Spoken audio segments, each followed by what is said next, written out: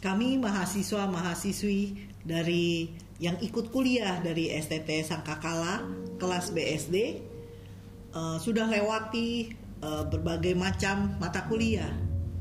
Salah satu yang pernah kami lewati di awal-awal perkuliahan yaitu pengantar perjanjian baru.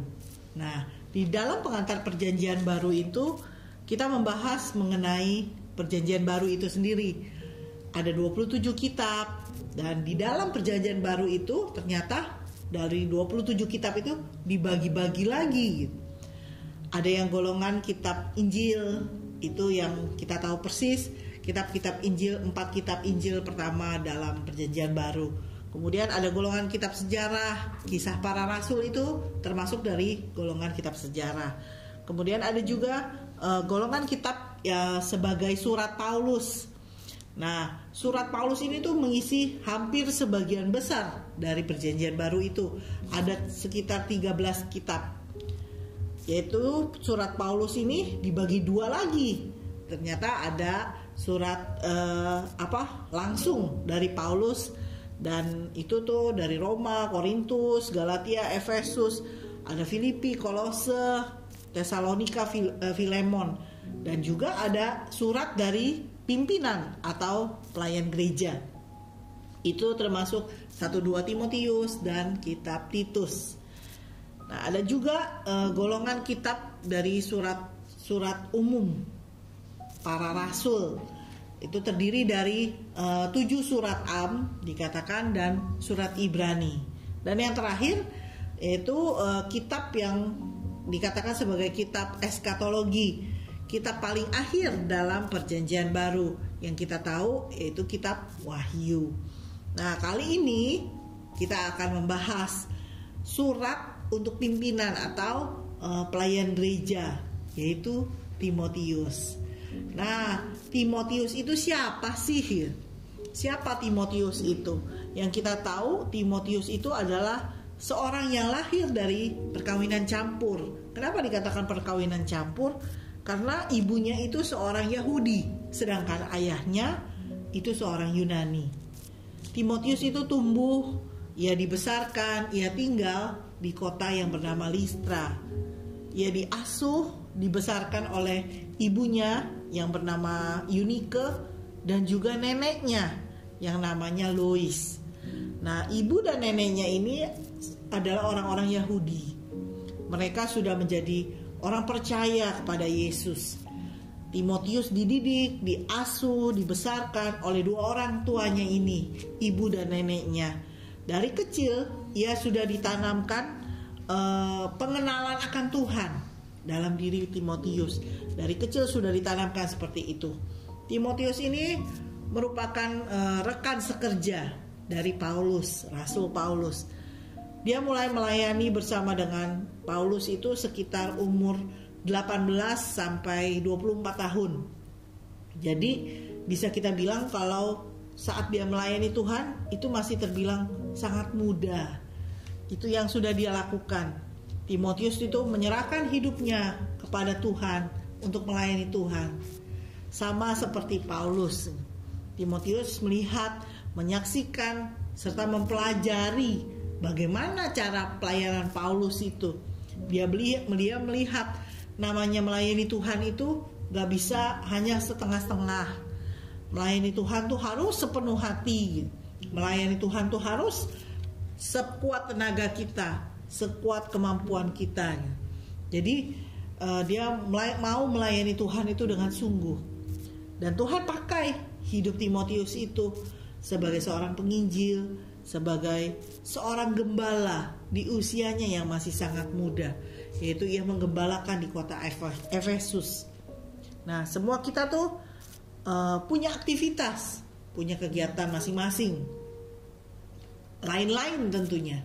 Tapi yang pasti saat kita melakukan semuanya itu, kita harus melakukan semuanya itu dengan sepenuh hati kita. Kita harus memusatkan pikiran kita, perhatian kita pada pekerjaan yang kita lakukan itu.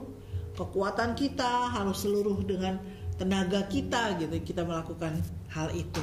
Karena jika demikian, maka apapun yang kita kerjakan dalam hidup ini itu kita perbuat seperti untuk Tuhan, bukan untuk manusia. Itu sama seperti dalam Kolose 3 ayat yang ke-24.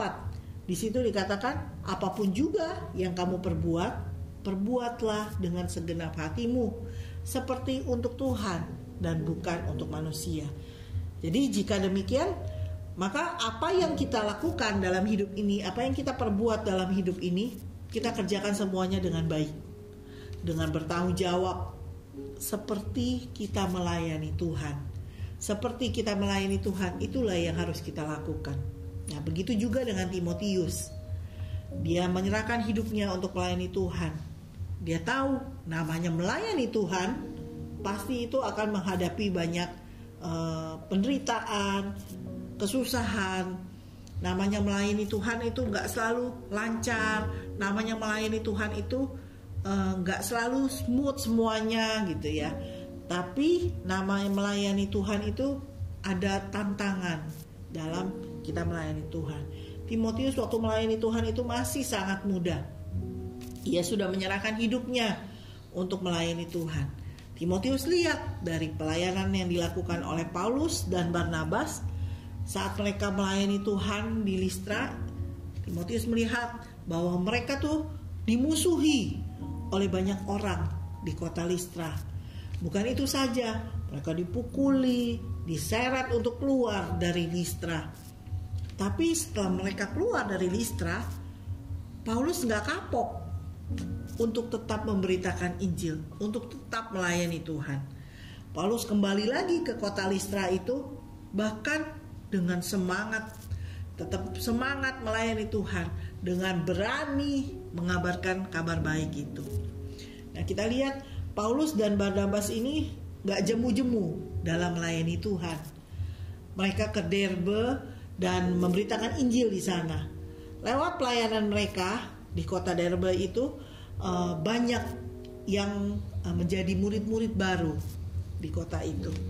Nah, Timotius lihat nih semua ini dari pelayanan Rasul Paulus dan Barnabas. Dia melihat kalau melayani Tuhan itu perlu yang namanya berkorban. Melayani Tuhan itu perlu namanya pengorbanan untuk menjadi muridnya Kristus. Harus juga kita menguatkan jiwa-jiwa dari murid-murid yang kita ajarkan, orang-orang baru yang kita layani.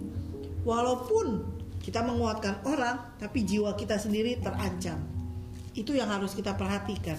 Sebagai orang Kristen, kita harus terus melayani Tuhan, harus tetap melayani Tuhan selama kita hidup. Apapun resiko yang harus kita terima, itu harus kita tetap terima. Apapun juga resikonya.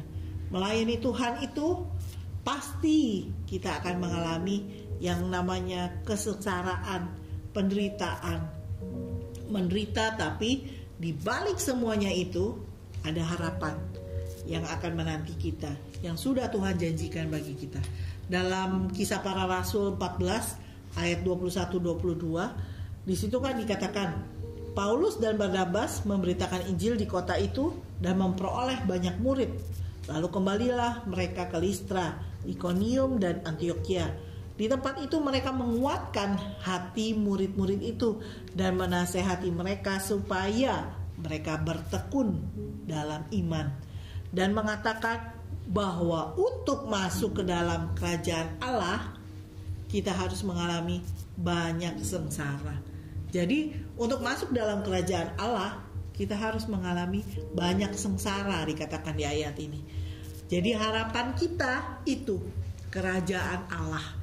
Saat kita melayani Tuhan, ada harapan yang menanti buat setiap kita, yaitu kerajaan Allah itu sudah tersedia bagi kita. Itu yang menjadi harapan bagi setiap kita orang Kristen. Saya melihat dari kisah hidup Timotius ini ada 3 pelajaran yang bisa kita ambil dari kisah hidup Timotius, anak rohani dari Rasul Paulus ini. Sampai akhirnya Timotius itu menjadi pemimpin, menjadi seorang gembala di kota Efesus. Pelajaran pertama yang bisa kita ambil dari Timotius yaitu memiliki iman yang murni, yang menjadi dasar dari hidup kita ini. memiliki iman yang murni. Timotius itu diakui oleh Rasul Paulus. Maksudnya iman dari Timotius itu diakui oleh Rasul Paulus. Paulus tuh melihat bahwa Timotius itu imannya bagus, imannya kuat kepada Tuhan. Makanya Paulus mengajak Timotius untuk sama-sama melayani Tuhan. Paulus mengajak Timotius untuk bisa memimpin para jemaat di Efesus. Iman Timotius itu udah dibangun dari dia kecil. Tadi kan sudah dikatakan bahwa ibu dan neneknya itu turut serta dalam menanamkan iman yang kuat sejak si Timotius itu kecil. Nah, kita lihat di dalam 2 Timotius 5 ayat yang pertama. 2 Timotius 5 ayat yang pertama. Begini bunyinya. Sebab aku teringat akan imanmu yang tulus ikhlas, yaitu iman yang pertama-tama hidup dalam nenekmu Lois dan di dalam ibumu Eunike, dan yang aku yakin hidup juga di dalam dirimu. Di sini ada kata iman yang tulus ikhlas. Iman itu maksudnya kepercayaan, ajaran, kekuatan, bukti atau janji. Sedangkan kata tulus ikhlas di sini itu berarti tidak pura-pura, tidak munafik, murni. Itu yang saya mau tekankan. Iman seperti ini yang harusnya ada pada setiap kita. Iman yang gak munafik, iman yang gak pura-pura, iman yang benar-benar murni hanya pada Tuhan, yang berakar kuat dalam diri kita dan dapat timbul secara kokoh dan kuat. Bagaimana sih iman itu timbul? Di dalam Roma 10 ayat 17 kan dikatakan, jadi iman timbul dari pendengaran. Pendengaran akan firman Kristus.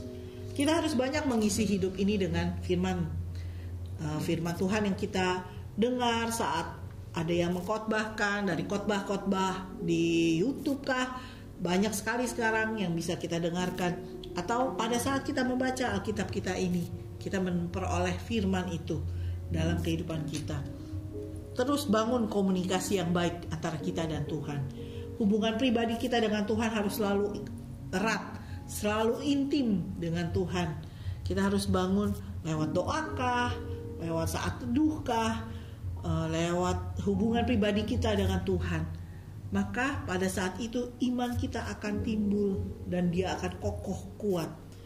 Mau ada masalah apapun juga dalam hidup ini, mau ada pergumulan hidup apapun yang terjadi dalam kehidupan kita, karena iman kita kuat, kita bisa lewati semuanya itu dan kita bisa keluar sebagai pemenangnya Tuhan.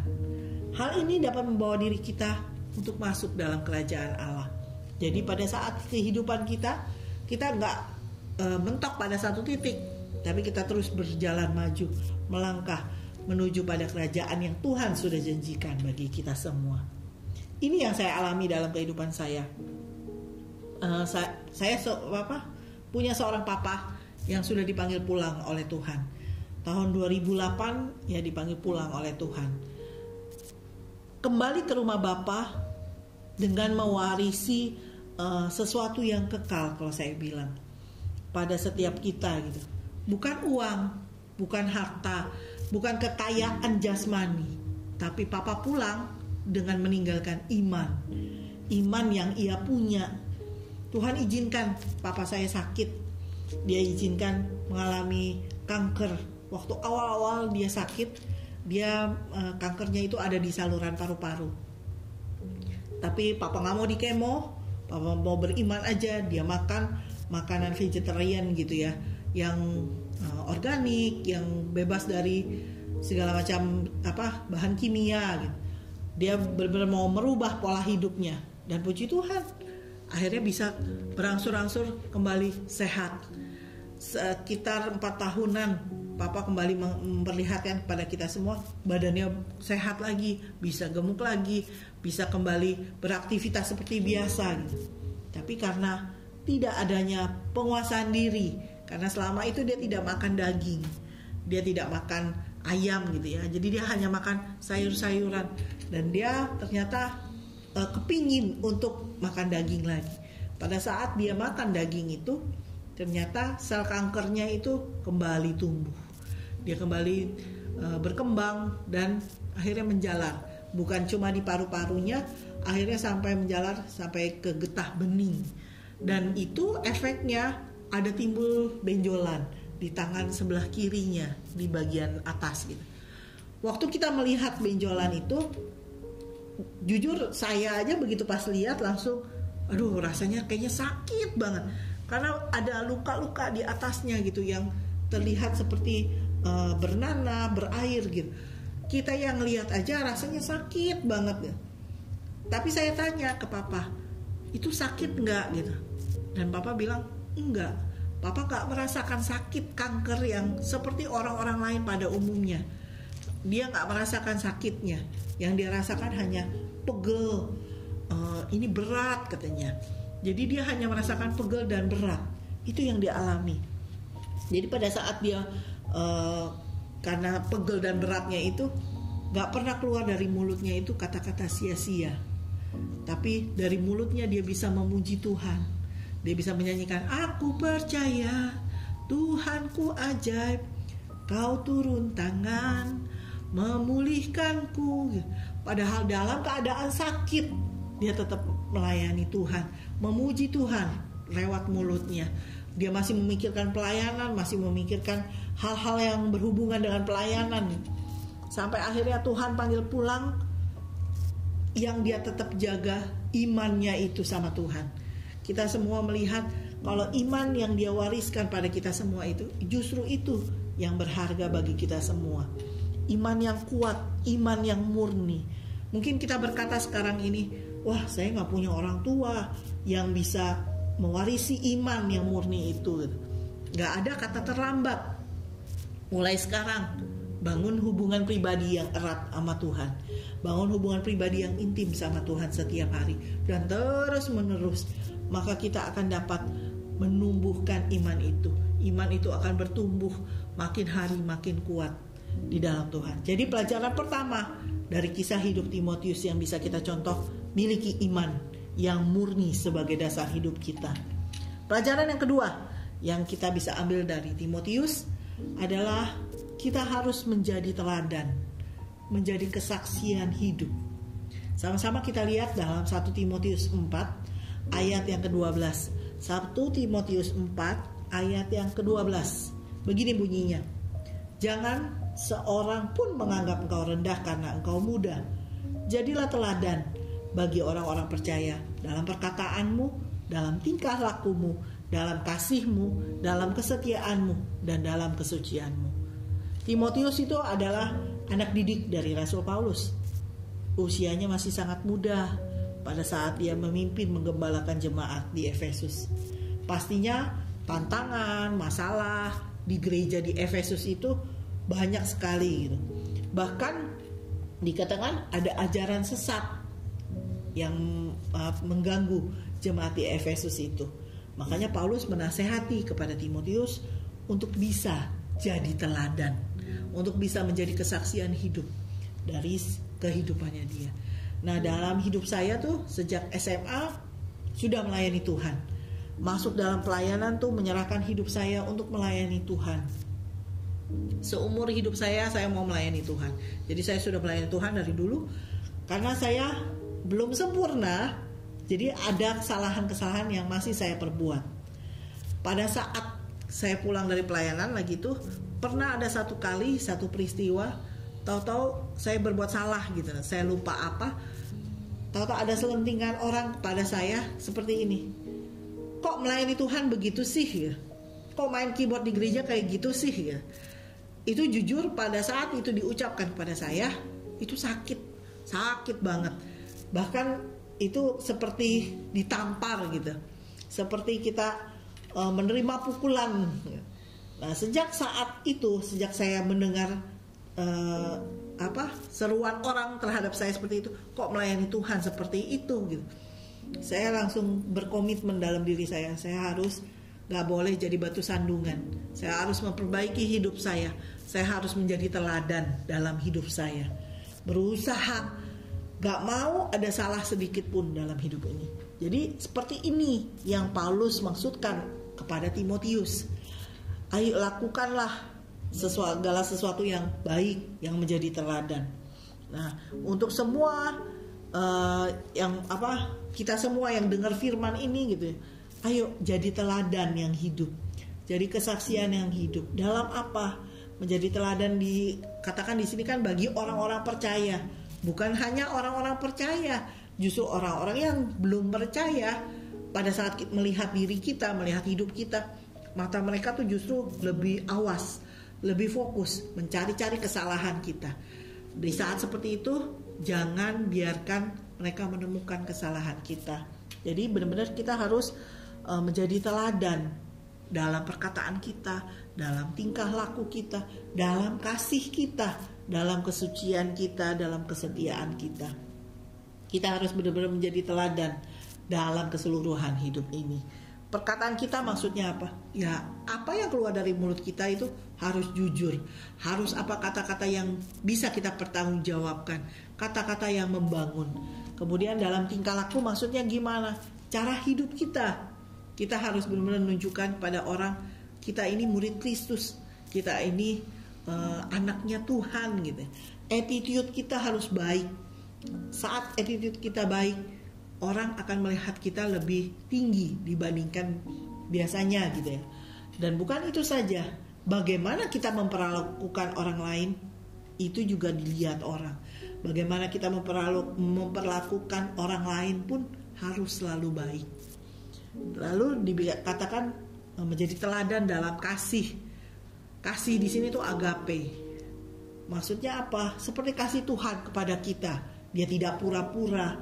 Kasih yang tanpa syarat, kasih yang nggak menuntut balasan, kasih yang benar-benar murni.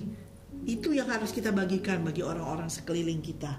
Kesetiaan kita, keyakinan kita, kepercayaan kita, iman yang tetap pada Tuhan, itu yang harus kita lakukan. Kemudian teladan juga dalam kesucian. Maksudnya apa dalam kesucian? Kemurnian, ketidakberdosaan hidup. Jadi dalam keseluruhan hidup kita, itu yang harus kita lakukan. Pelajaran kedua yang kita contoh dari Timotius, ayo kita semua harus menjadi teladan dalam keseluruhan hidup ini. Supaya tidak ada orang yang bisa tersandung karena kita. Tapi lewat hidup ini, kita bisa memuliakan nama Tuhan. Menjadi berkat bagi banyak orang. Jadi itu pelajaran yang kedua. Lalu pelajaran yang ketiga, yang dapat kita contoh, yang bisa kita terapkan dalam hidup kita sekarang ini adalah kita harus bertekun. Kita harus selalu waspada akan hidup ini. Jalani kehidupan ini dengan baik dan benar. Di dalam Timotius pasal yang keempat ayat yang ke-13, Timotius 4 ayat yang ke-13, di situ dikatakan, sementara itu sampai aku datang, bertekunlah dalam membaca kitab-kitab suci, dalam membangun dan dalam mengajar. Kita semua tuh harus mempergunakan hidup yang Tuhan sudah beri ini dengan sebaik-baiknya.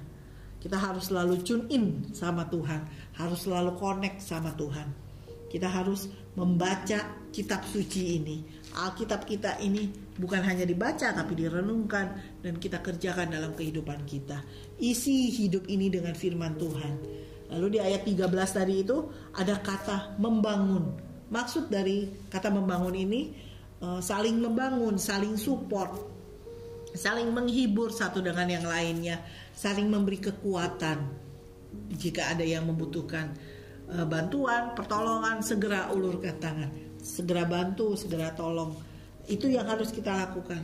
Kemudian ada kata mengajar. Maksudnya apa mengajar?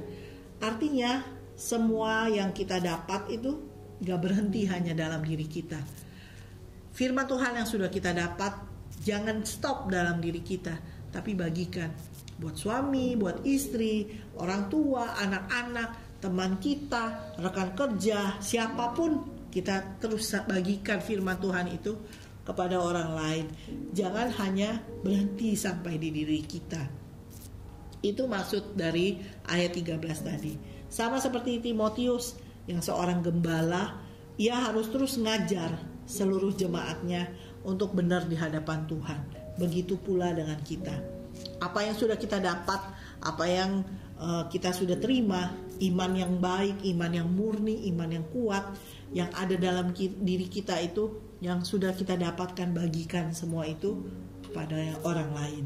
Sehingga pada saat kita semua sama-sama bertumbuh di dalam Tuhan, sama-sama bertumbuh imannya dalam Tuhan, maka kita sama-sama menuju pada harapan kita tadi.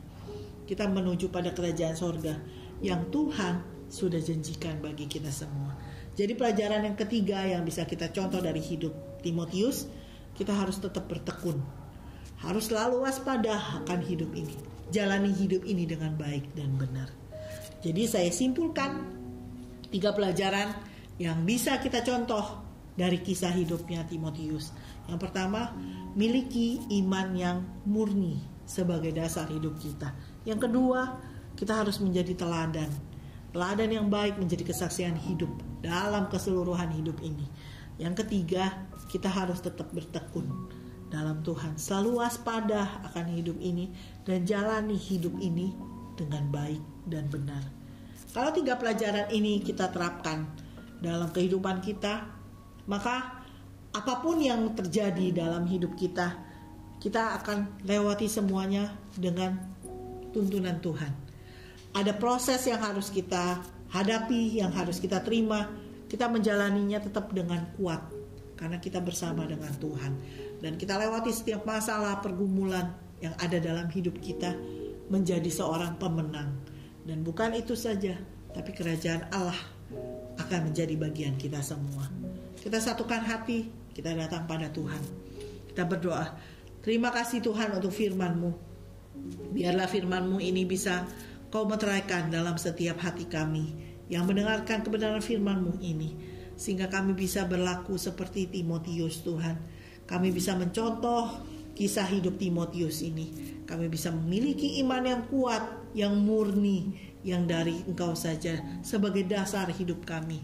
Apapun yang kami hadapi, kami bisa lewati semuanya karena bersama dengan Tuhan. Yang kedua, kami bisa menjadi teladan dalam keseluruhan hidup ini. Dan kami bisa terus bertekun dan menjalani kehidupan ini dengan baik dan benar. Selalu waspada akan hidup ini, sehingga kami bisa membagikan firman-Mu itu juga kepada orang lain. Saat kami sudah mengerjakan semuanya ini Tuhan, kami percaya harapan yang telah Engkau berjanjikan, Engkau berikan pada setiap kami. Kerajaan Allah itu akan menjadi bagian kami. Itu yang kami ingini Tuhan. Kau meteraikan firman-Mu ini dalam setiap hati kami, sehingga kami bukan cakap hanya mendengar, tetapi kami bisa melakukannya dalam kehidupan kami sehari-hari. Terima kasih Tuhan, kami serahkan semuanya ke dalam tangan-Mu.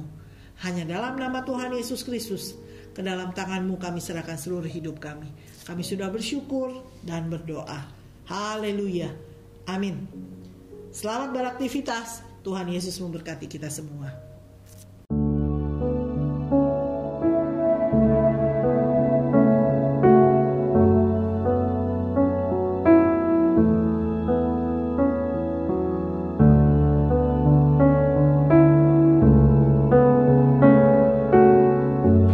Bapak Ibu yang merasa diberkati dan ingin memberkati kami lebih lewat dana, dapat disalurkan melalui scan barcode berikut ini atau ditransfer melalui rekening yang ada di layar Bapak Ibu Saudara.